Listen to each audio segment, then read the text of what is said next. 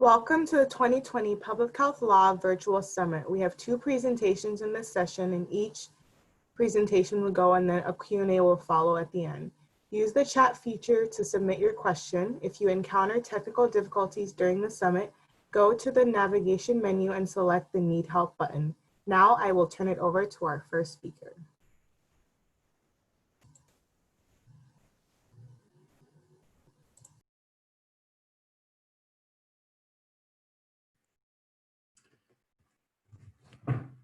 Good afternoon. My name is Matt Swinburne. I am the Associate Director of the Eastern Region Office of the Network for Public Health Law. I'm also one of the authors of a chapter in the Assessing Legal Responses to COVID-19 report.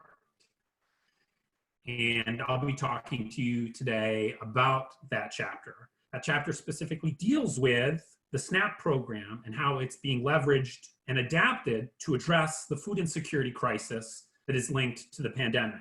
I'll also provide recommendations on how to maximize the impact of this critical program. But if we're going to talk about this, we need to have a baseline understanding of the public health challenge.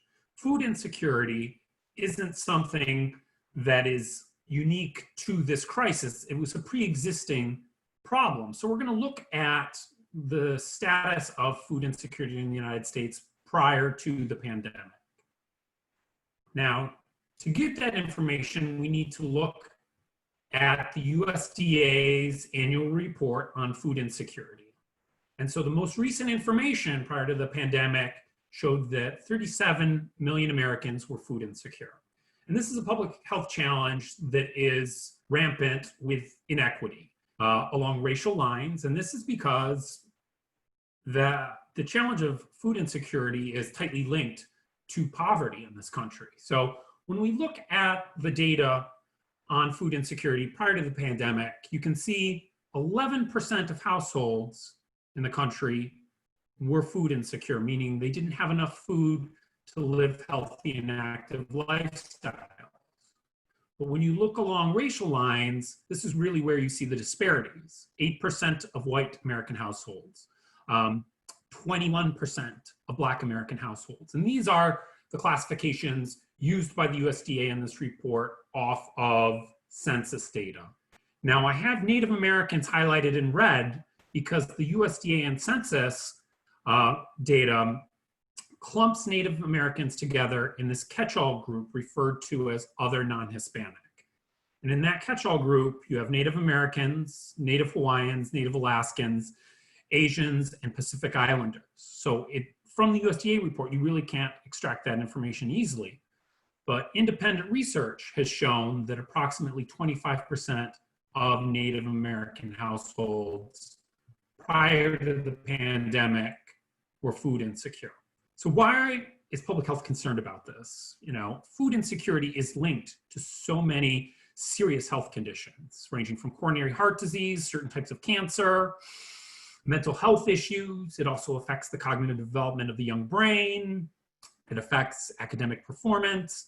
There's so many negative impacts that the health care costs of food insecurity are in billions every year.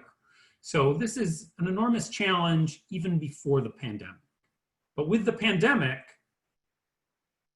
things have been made worse because of the huge economic challenge created by the pandemic. And to get some idea of that scope, back in June, almost 46 million Americans had filed for unemployment insurance as a result of the pandemic. And because of this economic crisis, more families, more households were experiencing food insecurity. And the organization Feeding America estimates that in 2020, 17 million additional Americans will be forced into food insecurity because of the pandemic.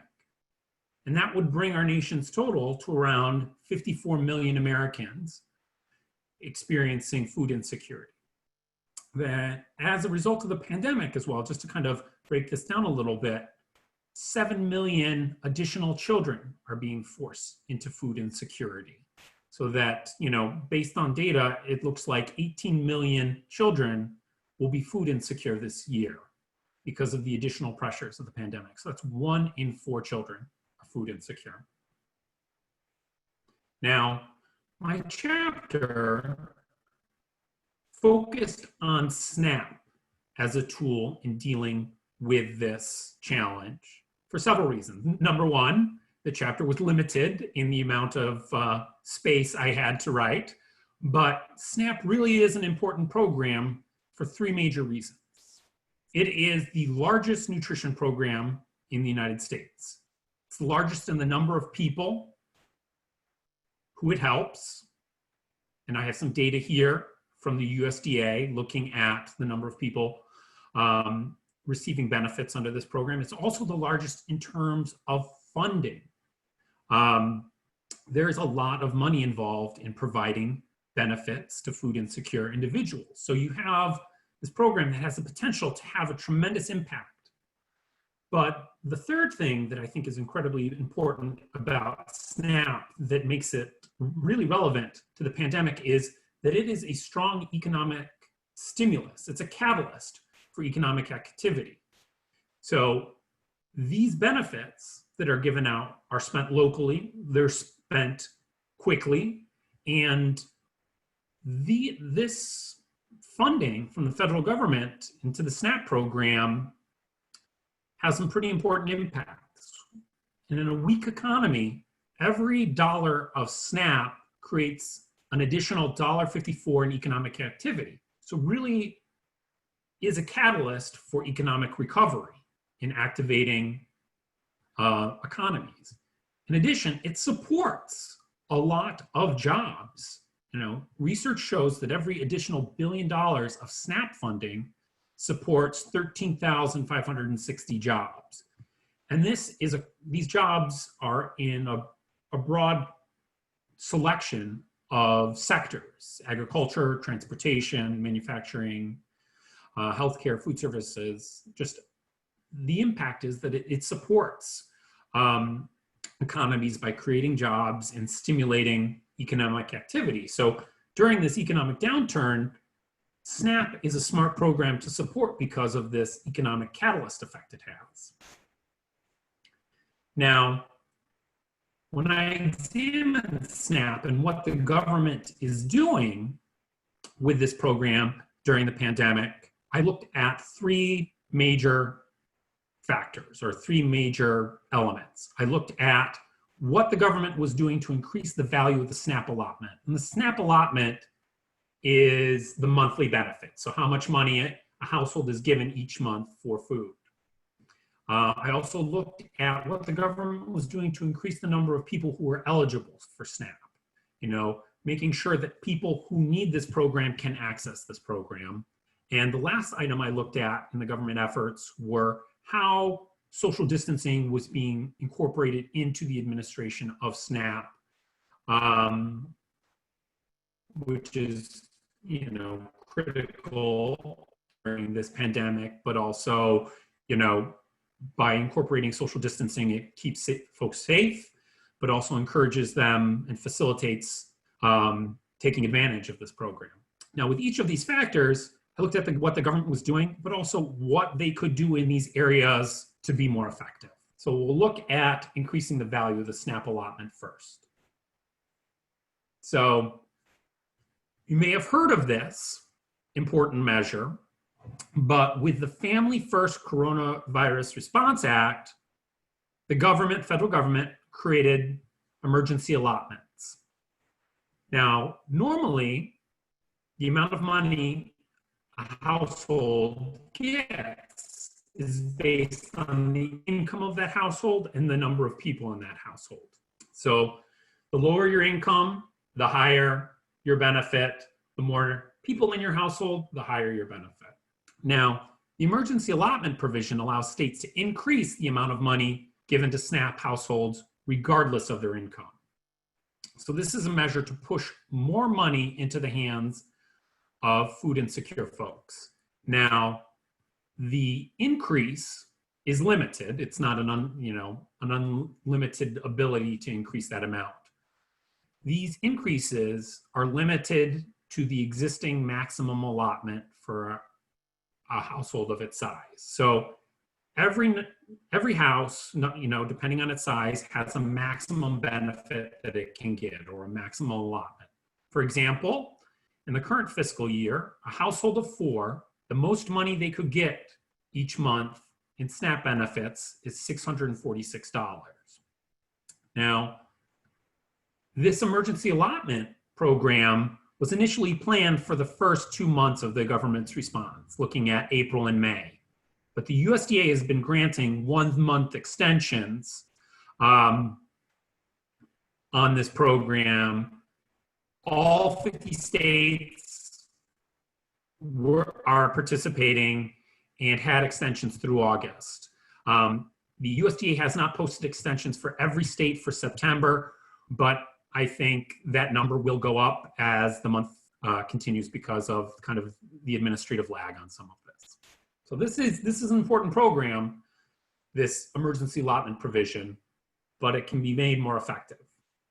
So what's the problem with the program? Well, it ignores 40% of SNAP households. These are the households that are already getting that maximum amount, that maximum allotment. These are the poorest families. They qualify for the maximum amount because they have the lowest income. So with the emergency allotment provision, they're not getting additional help during the pandemic as a result of this program. So that's a problem.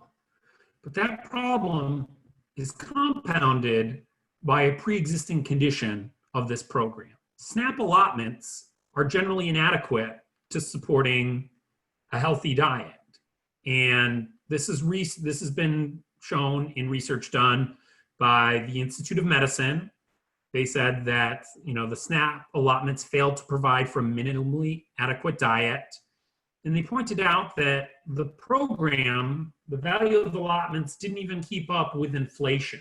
So this was one of the challenges of being financially viable for these folks in terms of supporting a healthy diet. Now, the Food Research Action Center did their own work and came to the same conclusion.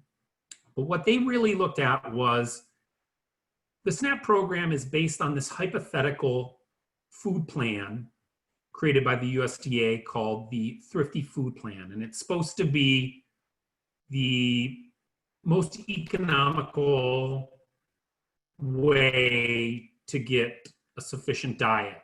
And it's what the allotments are based on. So it's kind of the baseline that all SNAP benefits are calculated off of. But when they looked at this Thrifty Food Plan, they identified a lot of problems with the food plan, that there were impractical food lists. The food list ignored special dietary needs. There were unrealistic assumptions about the availability of foods and also the cost of food. And so that this kind of baseline metric, which all of SNAP benefits are based on, is inherently flawed and makes it so that SNAP benefits under normal conditions aren't enough to support a healthy diet. So what can be done to deal with this? And this is where some of my recommendations come in. And I go into much greater detail in the chapter. So if you're interested in this, I can, answer questions, or you can reference the report. But Congress really needs to increase the maximum allotment. And, this would help that 40% of SNAP households who are already at the maximum amount. And this is an intervention that's been used before. So during the Great Recession, Congress temporarily increased the maximum allotment. And what they saw with this temporary increase, they saw improved food security, decreased healthcare costs, increased positive health outcomes, and substantial economic growth.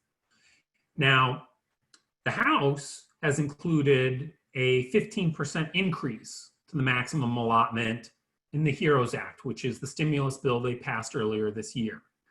Now they have that sunsetting or terminating the increase in September of next year. Now, this, I think, is an important proposal, but even this proposal can be made better. Rather than setting this to an arbitrary kind of endpoint, set this increase to an economic metric that shows that the increase is no longer needed to meet an economic need. And in my report, I discuss a couple economic metrics that could be used as the trigger for the sunsetting of this provision. Now, another thing that should be done to maximize kind of the protective nature of the SNAP program is Congress should increase the minimum allotment. Now, just as we have a maximum allotment, the laws around the next SNAP program give households of 1 or 2 people without children a minimum payment of $16 a month. You know, they're guaranteed to have at least $16 a month in benefit. Well, during these challenging economic times, you know, this is a group of a group of households that are primarily elderly individuals. Now, we don't know how long the emergency allotment provision will continue, because right now, this issue of minimum allotment isn't a challenge, but we haven't seen a commitment to continue issuing emergency allotments for the long term during the economic recovery. It's being done at a month-by-month basis at this point. So we need to be a little forward-thinking and say, what if this emergency allotment terminates early? We need something in place to help these households during these challenging economic times. And there is a measure in that HEROES Act passed by the House that would increase the benefit to $30. And I think that would be an important measure to help protect the food security of these households that represent, you know, a vulnerable population, in that they're majority elderly households. Now, if Congress fails to act on this, states can take action. And the state of Maryland is an example of a state that's done something similar to this. They've increased the minimum allotment for SNAP households to $30, but they've just done it for elderly households in the SNAP program. So they've done this targeted minimum allotment increase. So it's going to, you know, a measure like this is going to require states to put some money in the pot, because under the SNAP program, the federal government prescribed benefits are all covered by federal funds. So if you're going to exceed what the federal government is providing, it's going to require state funds to back it up. All right, so now we'll look at the second factor I evaluated, you know, increasing eligibility for people in the SNAP program. And the federal government has done something pretty important. For the pandemic, they've waived what's known as the able-bodied adults without dependent requirement. And this is a special work requirement for individuals between 18 and 49 who can work and don't have dependents. Now, under normal conditions, this can be a challenge because of the lack of employment opportunities in a community. And we'll get into that a little bit more. But obviously, with the tremendous economic downturn, finding these work opportunities is incredibly hard during the pandemic. So the Family First Coronavirus Response Act waived this requirement from April till 1 month after the termination of the federal public health emergency. So this is very important, I think, keeping folks from being kicked out of the SNAP program based on this work requirement. But this could be made better again with the idea of setting the expiration of this waiver to an economic recovery metric. So the idea is the federal public health emergency could be terminated, but the economic impact from this public health emergency is going to be felt long into the future. So recommendation, look at setting this waiver to an economic recovery metric, and I give a proposed metric in my chapter.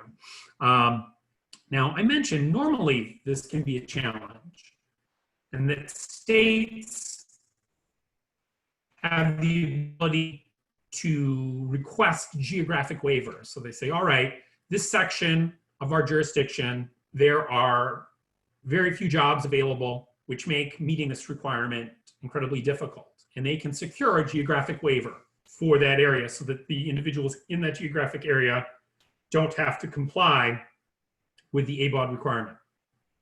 And they can also issue individual exemptions so that individuals who are having a hard time finding work can get a 1-month exemption.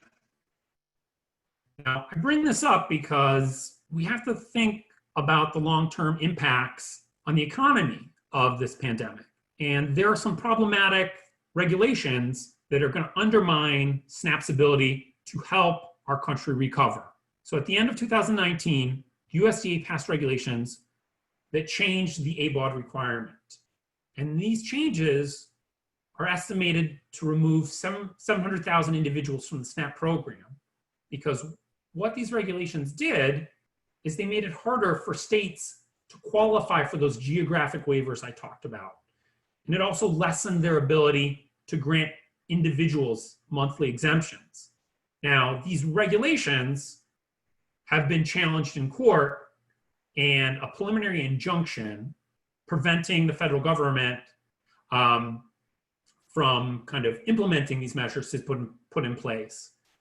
So there's a court battle around these regulations, but regardless of the outcome of that, we need to move quickly in removing this obstacle for 700,000 people to get access to this incredibly important resource to help them, with their food security, but also to help the country with our economic recovery. I know I need to speed up.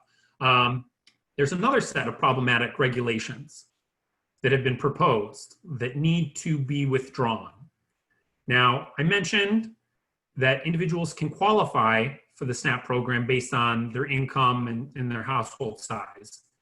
But there's also what's known as categorical eligibility. And what this is when households automatically qualify for SNAP when they receive already receive certain government benefits that check income and assets. For example, Temporary Assistance for Needy Families, or TANF, is one of the programs. So you don't have to go through the normal kind of eligibility process if you're already in one of these programs and receiving benefits. Now, as the law stands now, individuals or households can receive benefits under these programs that have a higher income threshold. So, when you look at SNAP, your net income has to be at or below 100% of the federal poverty line. Some of these benefits that qualify an individual for categorical eligibility or household for categorical eligibility have a higher income threshold than that 100% of the federal poverty line. So the current administration feels that this is a loophole that is being exploited somehow. And so these proposed regulations are going to change what government benefits can confer this categorical eligibility. And the important thing to understand is if these go through, over 3 million people are expected to lose their SNAP benefits. And there is this kind of secondary effect that the USDA didn't take into account when they initially drafted this, and they got called out on this for not having it in their analysis, is this impacts the school lunch and breakfast program, because kids automatically qualify for free meals if their family participates in SNAP. So if you have this large number of people losing their SNAP benefits, that's going to have a trickle-down effect to the school nutrition programs. And the analysis shows that hundreds of thousands of children will lose access to free meals if these regulations are finalized. So these regulations really need to be rescinded. If this were to be finalized during the pandemic, it would be devastating, but also in the long term, this is something that hurts the food security of our country and the economy of our country. Now, the last bit in terms of increasing the population that's eligible, there is a problematic provision of law. There is a federal ban on individuals with drug felony convictions in the SNAP program. They're banned for life from receiving SNAP benefits. Now, there is the ability for states to pass legislation that opts out of this ban or modifies this ban. But this ban is particularly problematic for many reasons, and the network has a great set of resources on this. But this ban disproportionately impacts people of color because of the way our drug laws are enforced. It undermines the food security of families, and it creates barriers to integration. So it creates all of these problems, but it also denies people access to this important benefit during the pandemic, and there is that kind of safety valve that allows states to opt out of this. And right now, only one state, South Carolina, has the full ban in place. But 27 states still have modified bans, meaning, and it takes many different forms. Individuals can be disqualified from SNAP for having, kind of like a 3 strikes you're out rule. Rather than one conviction, it has to be multiple. There may be a post-conviction ineligibility period, but they're different modifications that states have made. And this really needs to be dealt with because it is an additional punitive measure of denying people a basic life need because of a prior felony conviction.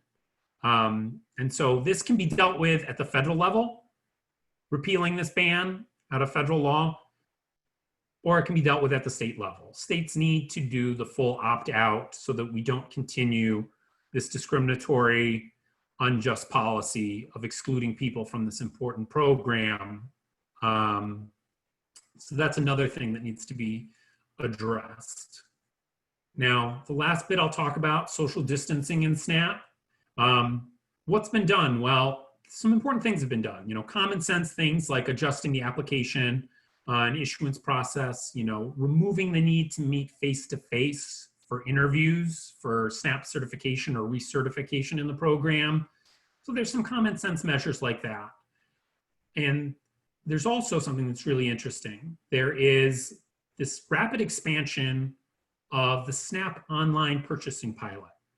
And this was something that was in the works prior to the pandemic. Last year, this program, which would allow individuals to use their SNAP benefits with select retailers online, started last year and started just in a few states. I believe it was kicked off in the state of New York. But this is an amazing tool for social distancing as well as food access for individuals who live in communities that don't have adequate food resources. So with the pandemic, there's been this rapid expansion so that 44 states and DC are now running this pilot program. And I believe there are 2 additional jurisdictions that have been approved to do this, but aren't standing up the program yet. And like I said, there's select retailers that are allowed to participate in this program. And currently, in every state, Amazon and Walmart are the retailers. And there are a few states with 1 or 2 additional retailers that can accept online SNAP benefits. So this is a great thing, but I do have one last set of recommendations. And this has to do with the challenge of delivery. So SNAP benefits can only be used for the purchase of food. They can't cover any delivery cost associated with this pilot program. So if you want to maximize the effectiveness of this program, you need to make accommodation for these delivery costs. And one way that you can accommodate that is by making it a requirement that the participating retailers provide free delivery under certain circumstances. And in talking about this, one of the potential ways to do that is that if a retailer is offering free delivery to their normal customers, they have to offer it to SNAP customers for free if they meet a minimum purchase requirement. With that purchase requirement being set at $30, which would be the minimum allotment improvement that we had talked about. Now, these retailers that are involved are large companies that have economies of scale that can absorb these costs much better than expected, because they have these economies of scale, but also there's a lot of money at stake in terms of benefits.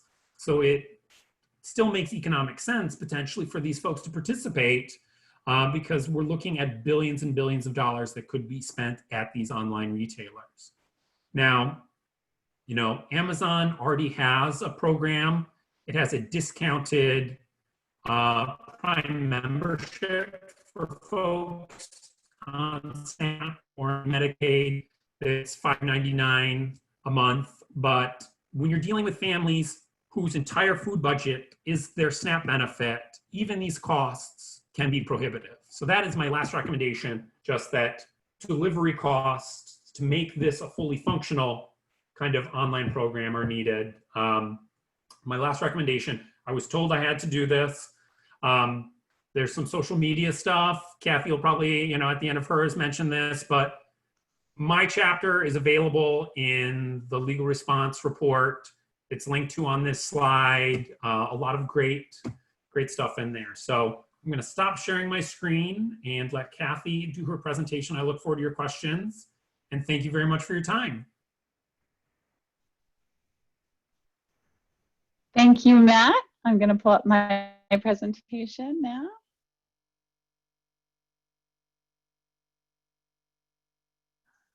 Oops, sorry.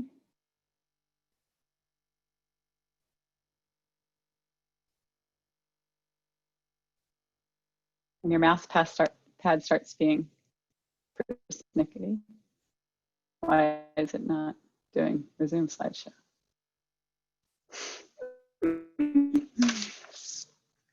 Worked earlier. Do you guys see this as a slideshow? Yeah? Matt, shake your head. Go up to the view, click view, and then select read view. You want me to do it that way? Yeah, but it's not coming up on my screen the same. Does it look the same on your screen? It look right on your screen? No, it doesn't look right on our screen. You're on normal view still. Hit reading view, and it should transfer. I did, but it's not transferring. It's okay. It worked before, and I wonder if it's because I connected this other monitor. So does it look okay to you, or are you seeing the slides on the left? Matt? I can see the slides on the left. Okay, let me see if I take this off, if this is going to work. Oh, goodness. Okay. Now, do you see it properly? Okay, you do. So my attempt at being able to see both screens at once was a fail, and I was so proud of myself for my IT skills earlier. But thank you, Matt, for talking about food right after lunch instead of right before. I'm going to talk about school, which is what's happening upstairs at my home while I'm talking to you guys, because yes, school closure is a real thing here in our house as well. Just a brief overview of what I'm going to talk about: education as a social determinant of health, very briefly, because I suspect most of you know the principle here, and then talk about some of the federal legal issues that have arisen during the pandemic with respect to education, and then talk about some of the state, local, really powers issues that have been going on, and then just a slide at the end to talk about the 1,000 other issues I could have talked to you about if we had that kind of time. So education as a social determinant of health, again, you probably don't need to hear much here, but just as a reminder, both the quality and quantity of the years of life are impacted by education. So while it is one of the many social determinants of health, it is one that has impact today and forever throughout the lifetime. And so college graduates on average live approximately 5 years longer than non-college graduates. Children of a mother who has attained a high school education are far less likely to die during the first year of life. And overall, reported self-health increases with educational increases. So there are a lot of reasons for us to say, oh, education is the most important of the social determinants of health. I think what this picture as a circle reveals to you is that they are all interconnected.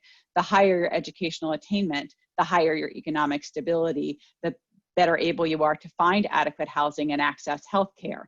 So all of the social determinants of health are certainly interconnected, but for today's talk, we're going to prioritize education. So what's this look like from the federal perspective? Under federal law, as many of you are aware, students with disabilities, all students, are entitled to a free and appropriate public education.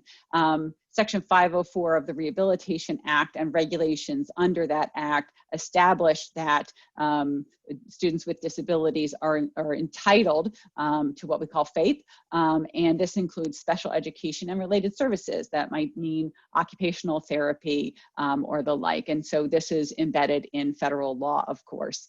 And then the IEP plans that folks are familiar with, individualized education plans, are pursuant to the Individuals with Disabilities in Education Act or a Section 504 plan. These are under federal law plans that children who have a disability, be it a physical disability, an emotional disability, a learning difference, they're entitled under federal law to certain accommodations, certain conditions in their schools so that they can access education in the same way that children without those disabilities or differences can access their education. So anyone who's had to engage in an IEP or 504 plan process with a public school know how excruciating it can be for the parents and a significant role that lawyers can play in getting access to this information. But that's another federal law that's implicated here. And then of course the Americans with Disabilities Act, which does apply to schools and requires them to make educational opportunities, including extracurriculars, and the physical buildings themselves accessible to all students. So what does this look like in the time of COVID when kids are being educated, as I said, upstairs at home or at the kitchen table, wherever it is?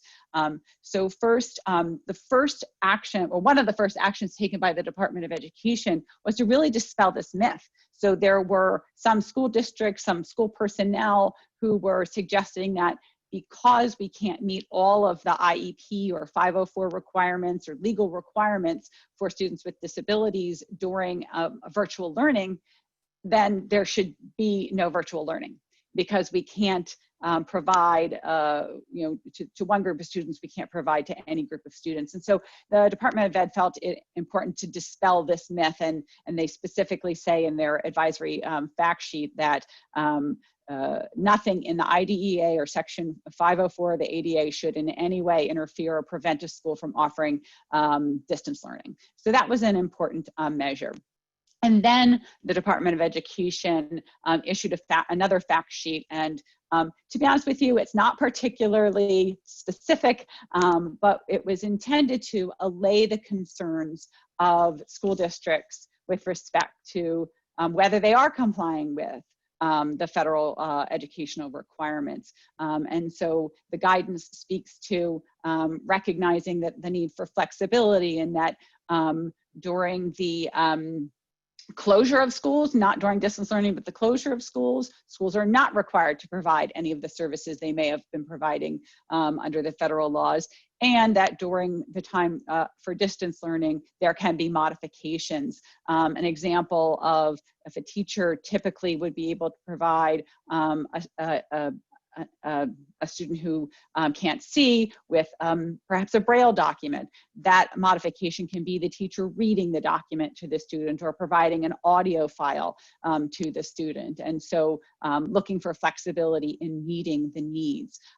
Critically does mention the need to provide compensatory services when schools do return back to normal, but also recognizes shifting, allowing some extension of deadlines, as well as modification of in-person meetings that are required for the IEP process. And as long as the parent or guardian is amenable, shifting those to online. So the federal government has recognized they need to be flexible here.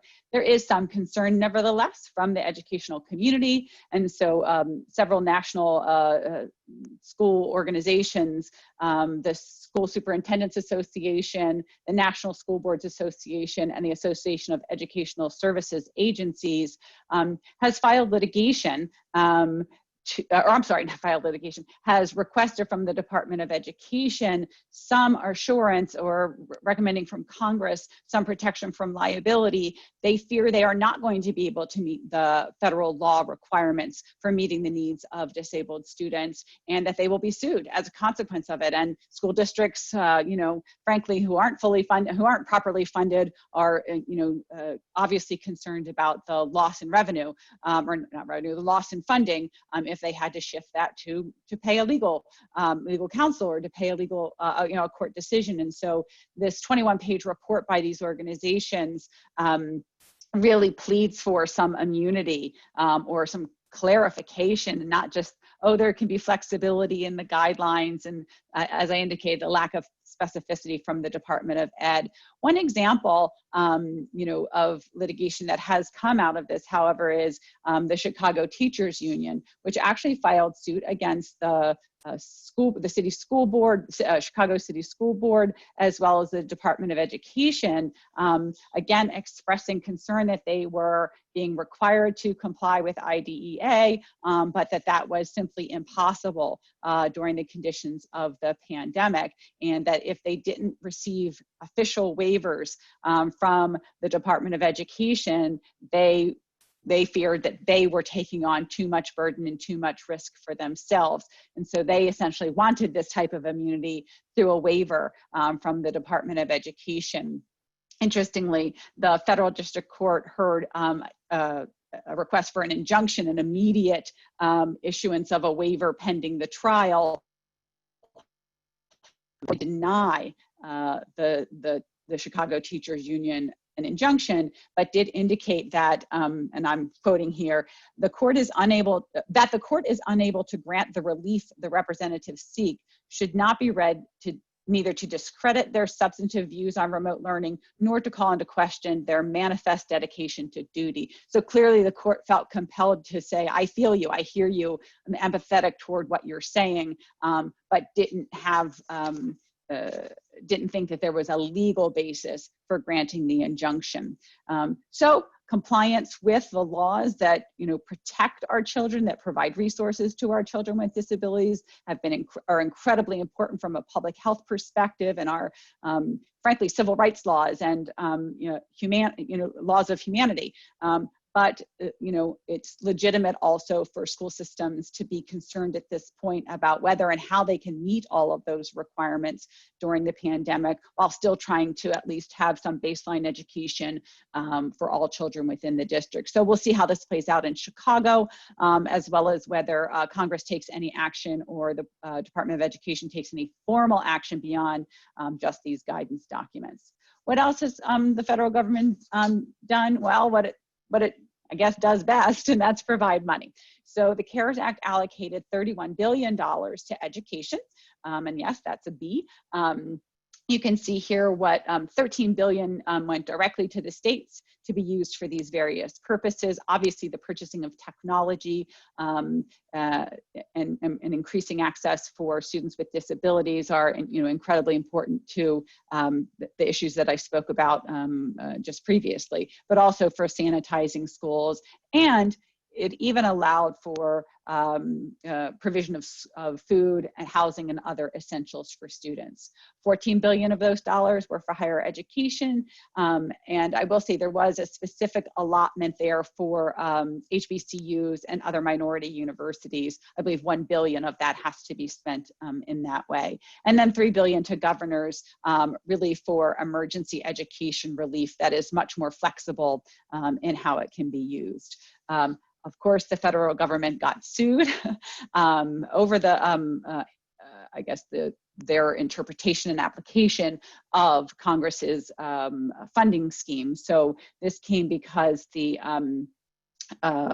agency, in giving out the money under the CARES Act, was limiting or requiring school districts to use some of the money for private schools, regardless of the income of the students' families in those private schools. And so school districts had to either allocate CARES funds to private schools disregarding income of the students, or they could consider the number of low-income students, but then school districts were restricted with how they could use those CARES dollars.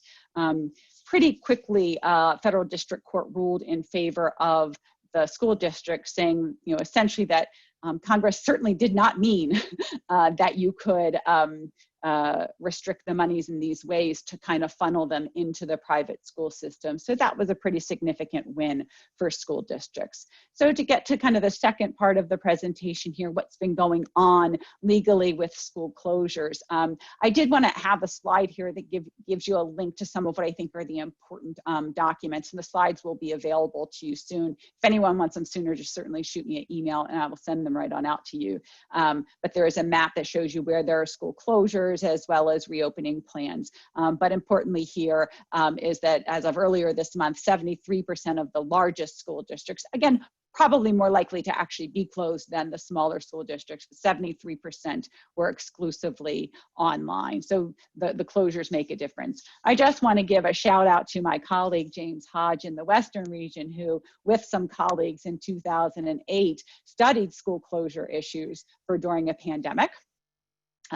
Again, very prescient James, and found that the express legal authority to close schools was kind of distributed in different places. And that lack of coherence, that lack of explicit authority vested in one place or the other could lead to disagreements as to who is responsible or for when schools should close.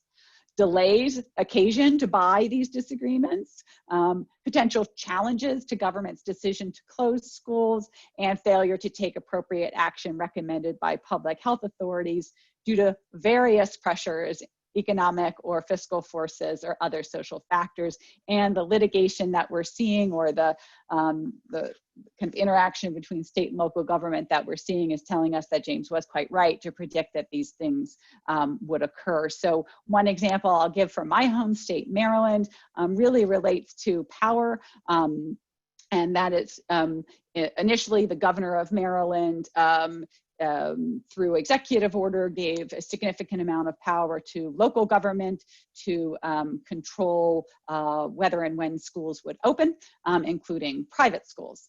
And under that authority, the Montgomery County Health Officer ordered that private schools remain closed through September so that they could then better assess whether schools whether and how schools could open after that point.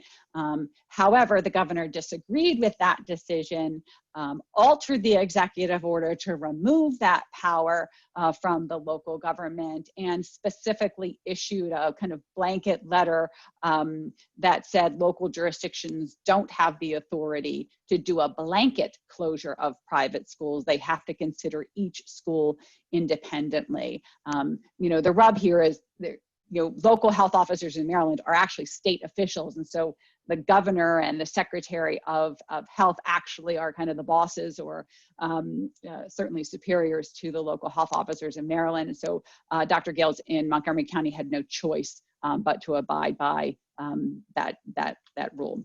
So that didn't quite go to litigation in Maryland, but we have seen litigation in other states. Florida, probably many of you have read about in the news, but the State Department of Education, pursuant to a request by the governor, ordered that all public schools remain open, with the punishment being potential loss of state funding, which obviously is significant for local school systems. A teachers union successfully sued. So they got an order in the trial court that the Department of Education order was unlawful. However, the order was stayed on appeal, and that's where the case sits right now. So the governor, the secretary of the Department of Education in Florida, appealed that decision and were able to get a stay of the lower court decision.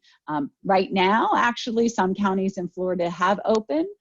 for, full-time, everybody can come in, or hybrid learning where some kids are at home and some kids are in school by choice or by designation. And that's specifically in areas in Florida where there are, high rates of infection. And so we'll see how things play out in the Florida case.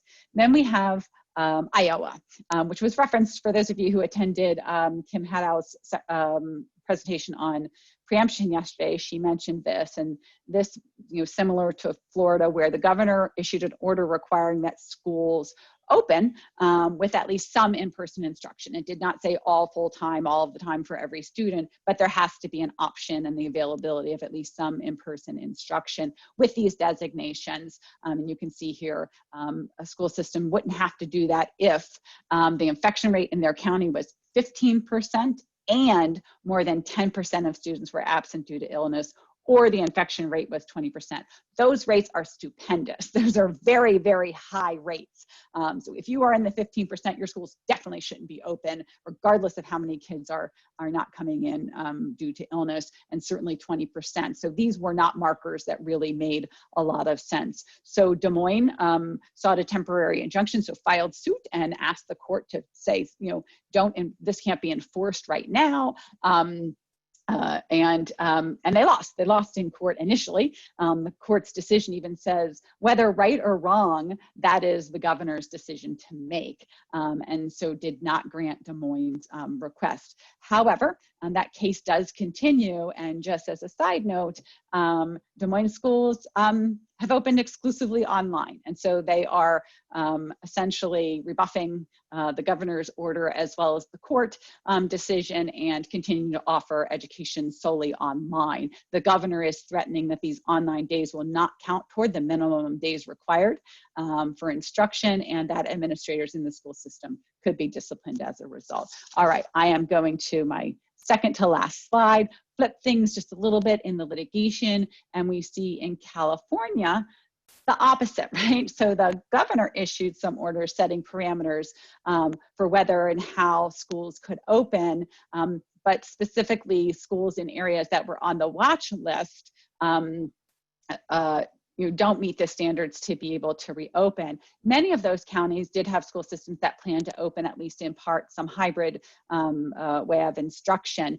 And so this was, again, the governor saying you actually can't open instead of you must open. So we flip the switch and we see still people are not going to be happy, and there's going to be litigation. And that has come by way of the Center for American Liberty, as well as parents in the public school system and the Orange County School Board, saying that the governor's order is denying access to education, specifically harming low-income students, students of color, and disabled students, in violation of the 14th Amendment, as well as some state constitutional claims there. So in a little bit of damned if you do and damned if you don't, governors are finding that there's litigation, there is challenging local authority versus state authority across the board. So last slide so we can get to your questions. These are just other issues I could have included in this presentation, but simply didn't have time for.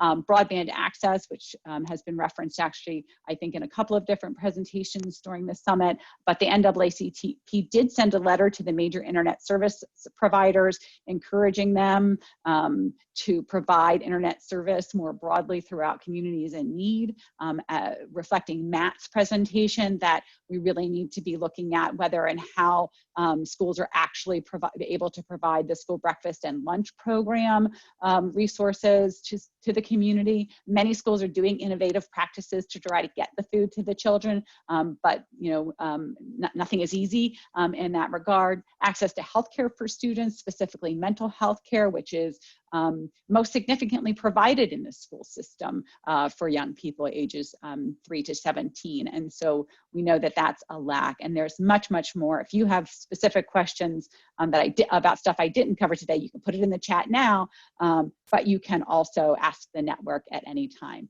So I'm gonna stop my screen share, and then we can get on to the chat box.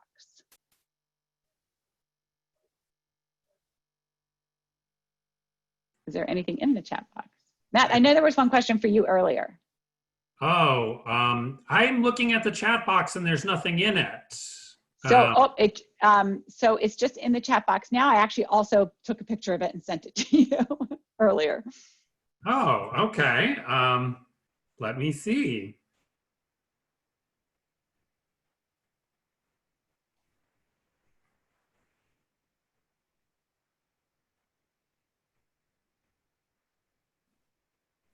Okay, it was a question asking about the breakdown of elderly senior households affected by food insecurity, and if there was a breakdown of households along racial lines, to, I think, so that they could make a comparison like I did with the general. That information is out there. I don't have it prepared, but it's something that I could probably pull. So Sana, I will look into getting that information for you out of the USDA report. With regards to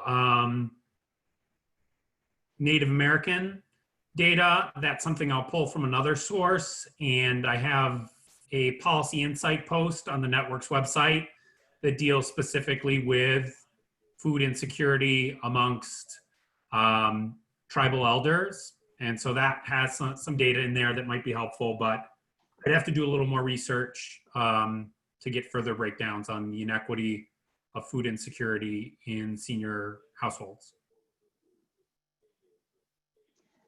So I don't see other questions coming in through the chat. So I'm going to indulge in asking you a question myself, Matt.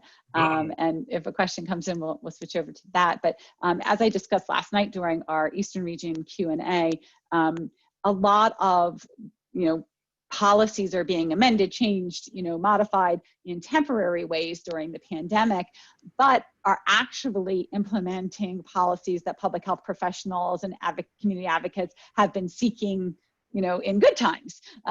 So what of the food access issues would you put into that category and say, hey, is there a way that we can, keep this even after the pandemic goes away? Well, I think all of the things I suggested should be permanent changes.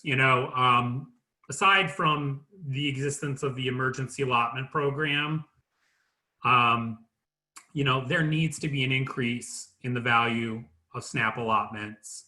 There was that research prior to the pandemic talking about the general inadequacy of that. So regardless of the pandemic, that's something that needs to happen just for the long-term health of our country. These improvements, in terms of looking at the online SNAP program, it's not just a tool for social distancing, it's a tool for food access, as I mentioned, for communities that lack, easily accessible food resources. So, figuring out how to, incorporate the delivery into that program so that it can be a tool not just during the pandemic, but after the pandemic. When it was, a pilot program, they weren't thinking, when it initially came out last year, this is going to be an important tool for a pandemic. They were thinking more along the lines of, giving access to resources in communities that lacked it. The regulations I talked about, the categorical eligibility changes that are proposed, those are problematic regardless of the pandemic. The issues of ABAUD, the able-bodied adults without dependents, the regulations that are being challenged in court, regardless of the pandemic, those are problematic. These are all measures that are trying to shrink the number of people, food insecure people, who can access this important resource. So really, I think our government is considering some of these things because of the context of the pandemic, but really should be looking at long-term and, getting some of these things in temporarily, like the temporary increase to the SNAP allotment, may pave the road for a long-term change, so that it is something that goes from being a temporary increase to something that is a full-time change. And hey, Matt, quick question, just because it came in the chat and we're going to lose our time. Is the comment period for the changes to SNAP still open? And I think the answer is no, right? no, those have all closed because you've got finalized regulations for ABOD and the categorical eligibility provisions. The comment period is closed and they're in the final stages of that. So we actually have, the network has, I believe, some blog posts or policy insights that I made earlier before the pandemic about the challenges specifically of the categorical eligibility, because that whole regulatory process had some issues, and really in the record that the agency needs to present, they didn't include that impact that it would have on the school nutrition programs. And so that was a huge oversight that was corrected later, but unfortunately the public input period for those regs is over. It's just pressure on, and I don't know what I can say as a network representative, but there are still things that folks can do. Sure. Let me just jump in because we're at our time and I don't want to eat up people's break time, because I know how important that is during these long days. So first, thanks everyone for coming. Second, Matt and I are available for technical assistance anytime through the network. So you can contact us through the network, through email. Don't ever wonder if we can answer your question, because our goal with the network is if one of us can't, we will find somebody who can. That's why we call ourselves the network. Quick flip to, the question was asked. So Kathy, you asked Matt about what you hope would, what are the positive outcomes potentially of us having to deal with the pandemic in schools. And I think it is that schools will have in place mechanisms that will allow children to attend school when they have a temporary disability, or when there is a natural disaster or any other interruption. And also that the rush to get children who need devices for at home will help close that education gap, now that the school systems are recognizing how imperative that is, and know now how many children were trying to do their schoolwork without access to their own computer at home. So if those things come out, that would be terrific. So again, I'm going to close the session now. Thanks for coming. Thanks for participating in the conference at large and in coming to see us. And we really look forward to hearing more questions from you and more conversation as we move forward. And COVID willing, we hope to host you in Baltimore in 1 year for the for what we hope will be the in-person National Public Health Law Conference. Take care and thank you so much. That concludes today's session. If you asked any questions that did not get answered, you can reach out directly to one of the speakers by sending them a message. Please press the button underneath this video feed in Pathable to take the evaluation for this session. And thank you all for attending, and have a great rest of your day.